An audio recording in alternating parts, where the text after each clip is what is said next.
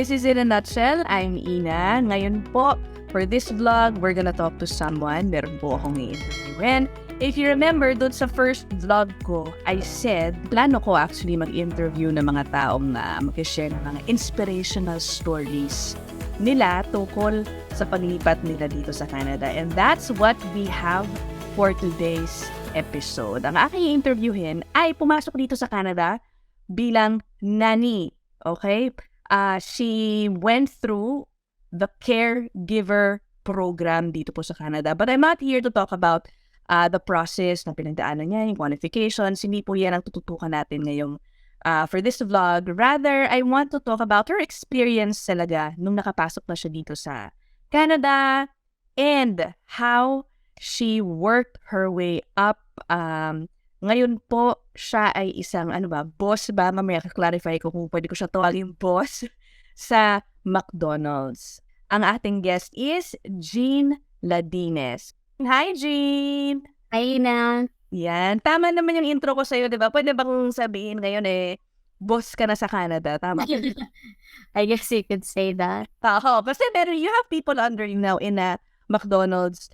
Diba? Hindi in a branch. Baka iniisip ng mga tao nga, yung branch sa McDo, baka branch manager, yan. Hindi po. You're more on the corporate side of things. Corporate, yeah.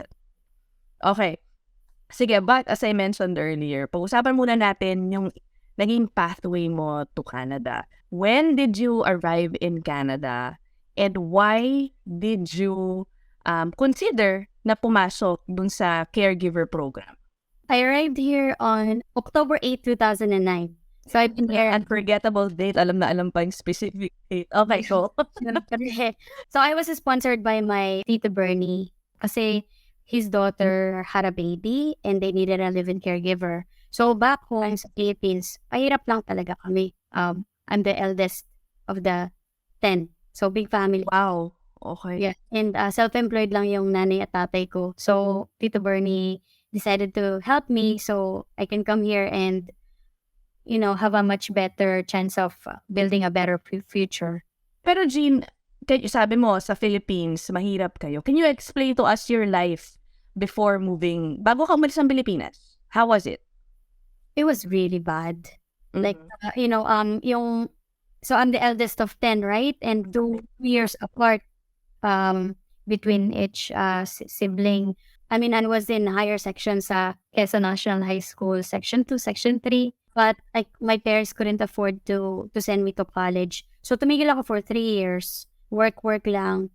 SM, Pacific Mall, Mr. Donut, Jollibee, from one place to another. And then I decided to go to college. Kumbaga, pinaaral ko yung sarili ko. Wow, okay. Lucena. And it was like very low tuition fee. Program siya ng Lucena City. And then my uncle found out, si Tito Bernie, na I was, pinapaaral ko yung sarili ko. And then it so happened, yun nga, nagka-baby anak niya. So he's like, you wanna come here as a living caregiver? So I grabbed the opportunity right away kasi mataas talaga ang pangarap ko. It's just that I don't know where to start kasi my parents couldn't afford to send me to school. So basically, ako na yung nag-decide para sa sarili ko na, okay, I have to go to college. And I was taking Bachelor of Science in Information Management. So, did you finish it bago ka nagpuntang Canada? Hindi. So, because part of the requirements was to complete 72 units, kinomplete ko lang 72 units while I was studying the caregiving program. I see. Okay. Before you moved here, naisip mo ba na, baka sabihin ng mga tao, bakit nanny ang gagawin ko pag nanny ang gagawin ko sa Canada? Did you feel that maybe some people look down on that idea? And how did you respond to it? Kunyari, kung meron ka mang mga narinig na gano'n mula sa mga kakilala mo. Honestly, no. Kasi to me, it's a privilege to be able to go to Canada and then hindi na masyadong mahirap yung process kasi someone's sponsoring me. And siya talaga nagbayad lahat and all that. Excited nga akong pumunta dito kasi I know I can always work my way up. And kasi overachiever talaga ako I'm okay kasi galing ako sa hirap. I know I will be okay kung ano man, saan man ako mag-start when I get here. And yung usapan naman namin ng tito ko is, after your contract, you can start building the life that you want. Yes, okay. Alam mo, tama naman hindi dapat minamaliit yung trabaho na yan, especially not here in Canada. For those watching, I was trying to research nga, sabi ko kay Jean kanina, about latest figures tungkol sa mga Filipino caregivers dito sa Canada. Ang nabasa ko lang, hindi pa nga updated, is from 1992 to 2015. Oh, that was 8 years ago na, no? About 75,000 Filipinos entered Canada through the caregiver program. So, napakarami nun. 8 years ago, nadagdagan pa yun. So, siguro mga 100,000 plus na yan ngayon.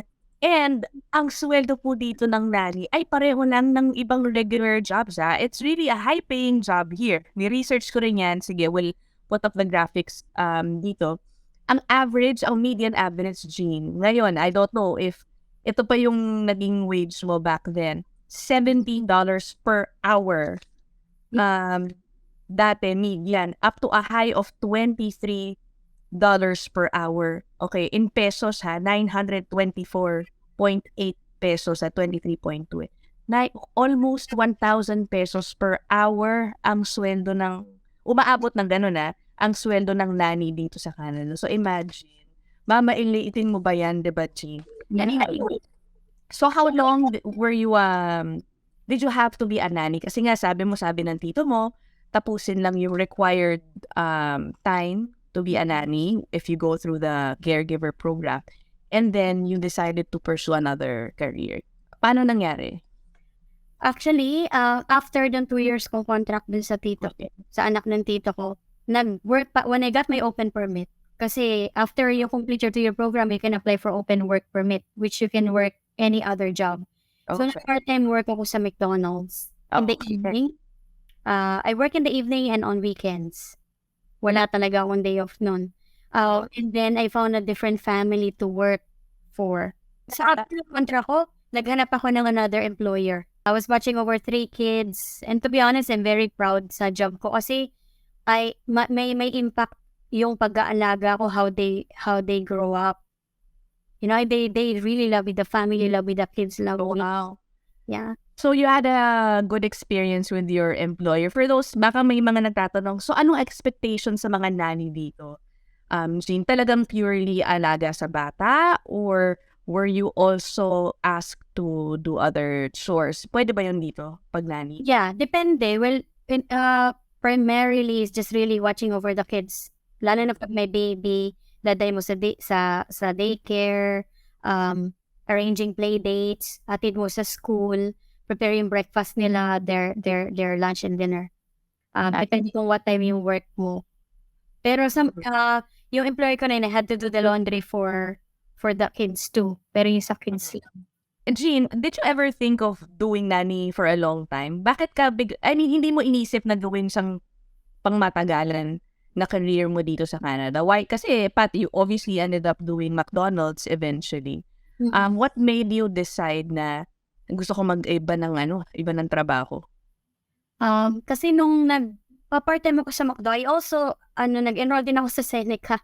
Wow! Aral, that's a school. Part-time studies, continuing education.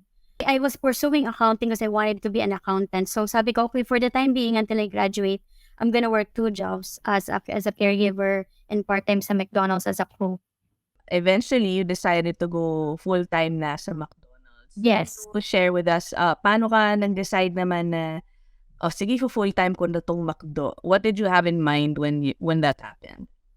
Nung final-time ko yung McDonald's, kasi I was doing really well. Kasi I guess because I had experience from back home when I was So sabi nung general manager, you have a really good work ethic.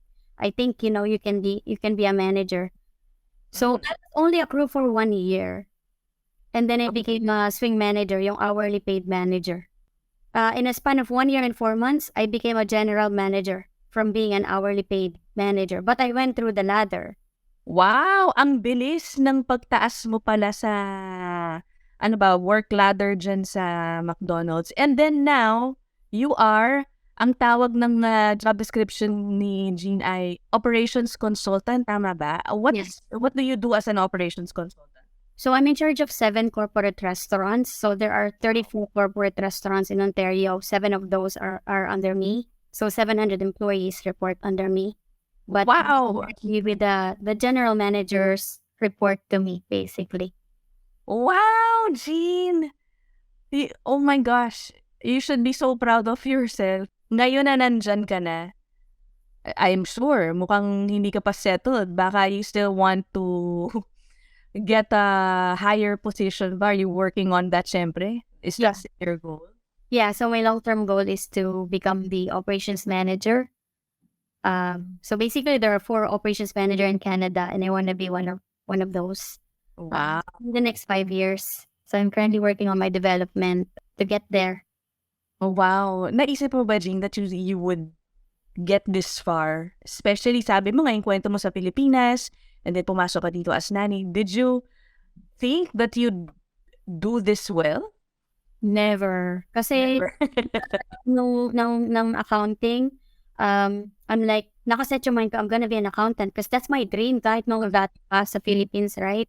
Kaso this job unlocked a lot of my potential.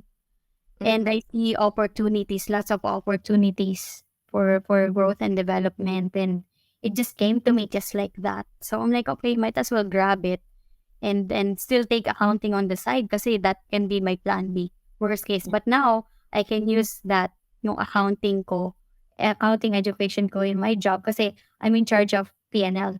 So I'm basically running a $50 million market. Wow. Oh my gosh, Jean. Talagang, alam mo yung nakakatuwa kasi sa story mo is, you really work hard to be where you are.